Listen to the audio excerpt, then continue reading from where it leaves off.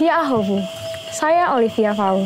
Sebagai anak daerah yang besar di Nia Selatan, saya sangat mencintai budaya dan juga adat istiadat yang ada di Nia Selatan. Sebagai salah satu bentuk kecintaan saya, sejak kecil saya sangat senang menari, khususnya menarikan tarian adat dari Nia Selatan.